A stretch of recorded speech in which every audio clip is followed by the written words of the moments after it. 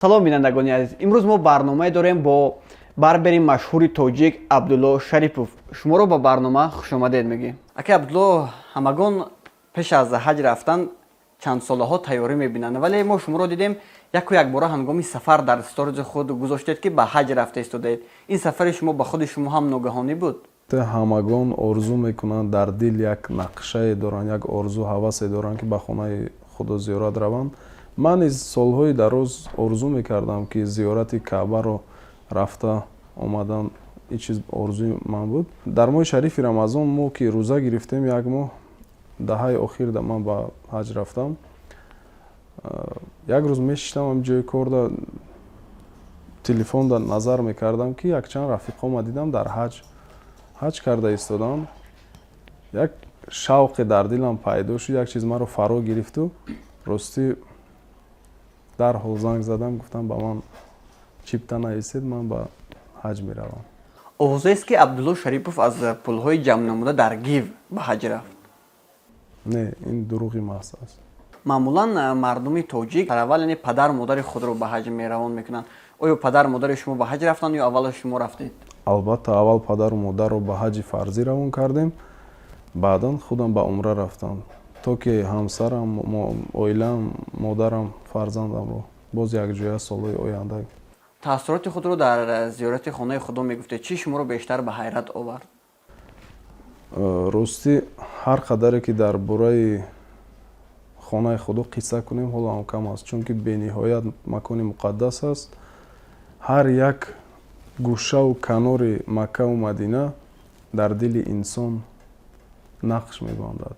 ҳар вақте ки ҳоҷиҳо ба Каъба мераванд, мо мебинем сараввал барои оилаи худ, барои зану фарзанду наздикони худ яъне дуо мекунанд. вале ман дар сторизи шумо дидам, шумо сараввал барои ин ватану ин диёри нозанин дуо кардед ки ҳамеша тинҷию амонӣ бошад.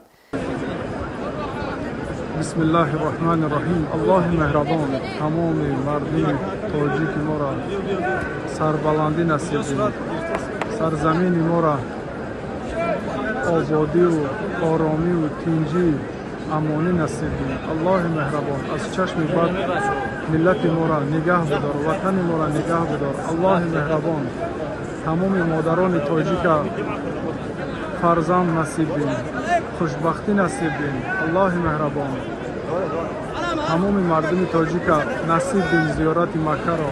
аллоҳи меҳрабон дар раҳмати худо бигирморо, аз эмон хор мо накун. амин я раббалаламин. як ҳисси ватандӯстдорӣ, як ҳисси ватандӯстӣ дар қалби инсон ҷӯш мезанад. албатта ки вақте ки ба як ҷо сафар мекунӣ, аввал ватанро ёд мекунӣ. аввалин чизе ки пеши рӯи ман омад ин ватанам буд, ба ин хотир дар ҳаққи ватанам дуо кардам. албатта ки дар ҳаққи модару падару фарзанду ҳамсарам ҳам дуо кардаму, лекин ҳам хеле шуд ки аввал ватан ба хотир расид. баъзе мухлисонтон дар комментария менависанд ки Абдулло чаро баъд аз ҳоҷӣ шудан Сабринаро маҷбур намекунад сатр бандан? фикр мекунам ки ҳар як чиз вақт дорад, соат дорад. албатта ки ман бетарафӣ намекунам. хулас ҳамин рӯймол бошад, сару гардан пӯшида бошад, остин дароз бошад, кифоя аст. ҳамин қадар. апаи Сабрина бо зимни суҳбат бо мо гуфтанд ки Абдулло гуфт аввал ман худам ба ҳаҷ равам, дафъаи дигар туро низ ба ҳамроҳи худ ба ҳаҷ мебарам.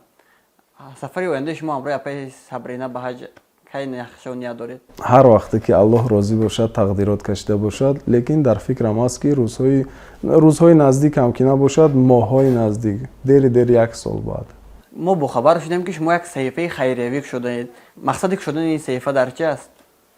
мақсад дар он аст ки ростӣ вақте ки ба хонаи худо сафар кардам, дар он ҷо назар кардам, бениҳоят мардуми хайрхоҳ зиёд аст.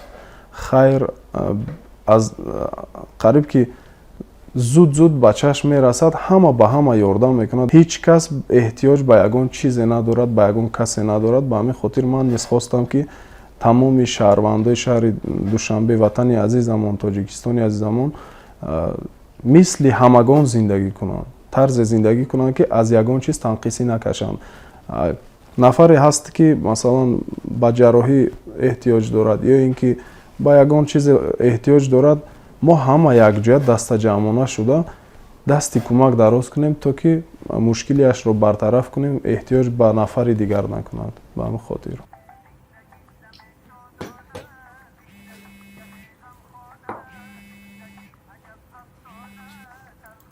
Labay. Maylaş. Hozir meoyam.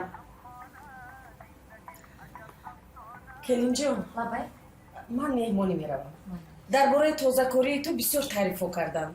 То омадани ман дар болои курсиву мизҳо ягон доғ набошад. Майлаш?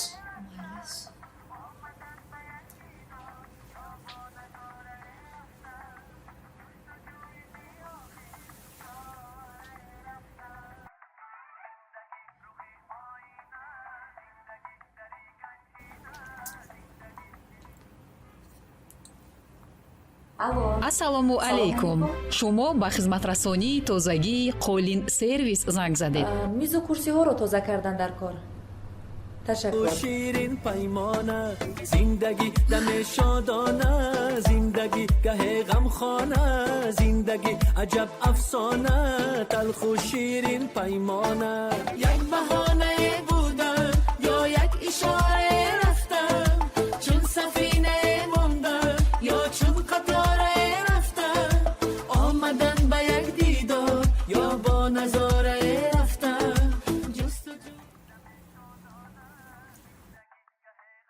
Салом, салом, Келинҷон, хайр. Читар? Офарин.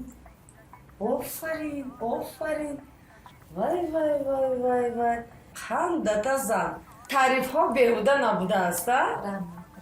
Ай, саломат бошӣ. Анакун бароҳат нишаста туро тамошо мекунам.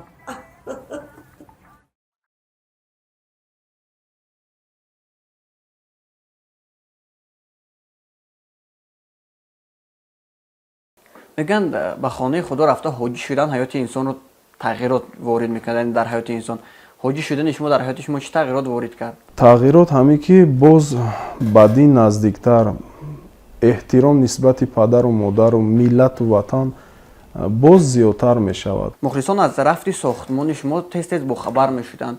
оё сохтмони шумо ба итмом расид ё на? Шумо кай ба хонаи нави худ мекӯчед? ростӣ ҳозир ошиёнаи дуюмро таъмир карда истодаем. худо розӣ бошад баъд аз шояд якчанд моҳ ба хонаи навамон гузарем. агар махфӣ набошад барои сохтани ин хона чӣ қадар маблағ сарф кардед? оё ҳамаи маблағҳо аз худатон буд ё апаи Сабрина ҳам барои сохтани ин маблағ кӯмак дароз карда? хай масрафи калон мешаваду ман дар аввал чӣ қадаре ки ҷамъоварӣ доштам хостам як ошиёна хона пӯшидам. баъде ки ҳамсарам гуфт ки хуб мешуд ки ду ошиёна кунем, ба ҳазуртар боз ҷои барҳавотар мешавад хонаамон. фикр мекунам ҳама зану шавҳаре ки дар як оила вақте ки як хонада зиндагӣ мекунед, як зану шавҳар аст, ин бояд як касаб бошад. дастгирӣ ҳам бошад дар зиндагӣ? бале бале ҳатман бе дастгирӣ ҳамсар намешавад. аксари мардоне ки яъне хонаҳои бошукӯҳ доранд барои ҳамсарҳои худ хизматгор мегиранд. оё шумо низ ният доред барои апаи Сабрина хизматгор гиред? чун он нафар хеле серкор ҳастанд, ҳамеша дар пайи яъне кору бори зиндагӣ ҳастанд, дар пайи фаъолияти хеш ҳастанд. ростӣ азбас ки ҳамсари ман кор мекунад, мо аллакай ёрдамчӣ дорем дар хона ки карашмаи маро нигоҳ мекунад. боз дар вақтҳои холигиаш худаш низ нигоҳ мекунад. албатта ки азбас ки кор мекунад ба кори хона бисёр вақт дасташ намерасад. мо аз аввал доштем коригар. иншоаллоҳ ки хонаи навам гузарем, албатта ки коригармона ҳамроҳмон мегирем, чунки бисёр инсони хуб аст. мардоне ки каъбаро зиёрат карда намехоҳанд занашон сароянда, блогер, ровӣ бошад. шумо оиди апаи Сабрина чӣ фикр доред? сарояндаову ба блогерҳо кор намегирем, чунки ҳамсари ман сароянда нест ва блогер нест. блогер нафаре аст ки дар тиктоку дар инстаграм наворҳои танҳо худашро сабт карда ягон нағма қатӣ мемонад.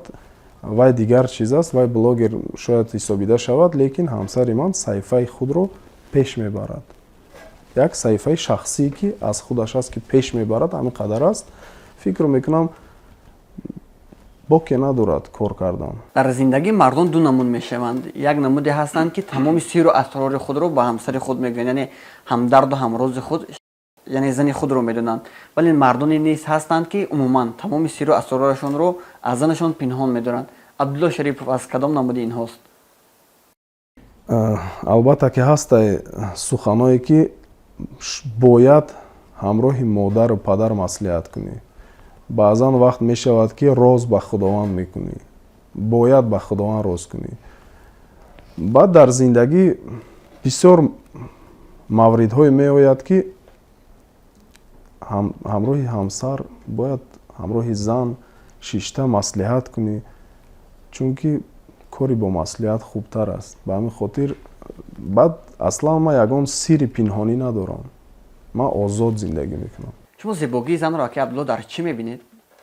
зебогии занро аслан дар чӣ мебинам? Дар ақлу заковат, дар фаҳмиши хуб, дар эҳтироми нисбате ки азан ба падару модари ман мешавад, ба бародару хоҳари ман мешавад, дар ҳамон чиз мебинам. Чунки ҳамсар вақте ки падару модари туро эҳтиром мекунад, бародару хоҳари туро эҳтиром мекунад, то аз дари хона медароӣ, ту шоҳ ҳастӣ, ту худро озод ҳис мекунӣ. вақте ки ноэҳтиромӣ ба миён меояд, сарат хам аст. ба ҳамин хотир зебу зинати зан дар ҳамин аст. чӣ хеле ки мегӯянд сурататро чӣ кунам гар ту надорӣ сират, ман ба як ҷавона харам сурати бемаъниро. ба ҳамин хотир сирати инсон хуб бошад, ақлу фаҳмиши хуб дошта бошад. дар охир мехостем ҳоҷи Абдулло барои муштариёни сомонаи оила як дуо мекард. албатта дуо мекунем ки худованд дар сарзамини мо, аввал дар ҳаққи сарзамину ватани азизамон дуо мекунем ки тинҷӣ, оромӣ, осоиштагӣ, серию пурӣ бошад. баъдан дуо мекунем дар ҳаққи гузаштаҳомон ки худованд гузаштаҳои мову шумову тамоми бинандагонро раҳмату мағфират кунад, зиндаҳо монда умри дарози пурбаракат тиҳад, беморон монда шифои комил тиҳад ва нафарое ки бефарзанд ҳастанд, талаби фарзанд мекунанд аз худованд, аллоҳи меҳрабон бефарзандора соҳиби фарзанд кун, фарзандои солеҳу солеҳа, солиму солима насиб бин. дар ҳаққи гузаштаҳомон дуо мекунем, дар ҳаққи бобову бибиҳо, падару модаромон умри дароз мехоҳем, тани сиҳат, сояашон аз сари мо кам нагардад. Амин аллоҳ. бинандагони азиз, ин буд як барномаи мо бо ҳоҷи Абдуллоҳ ки чанд рӯз қабл аз ҳаҷ баргаштанд. бори дигар шуморо ба барнома хушомадед мегӯем. бо шумо будам ман Меҳроншоҳ Усмонзода.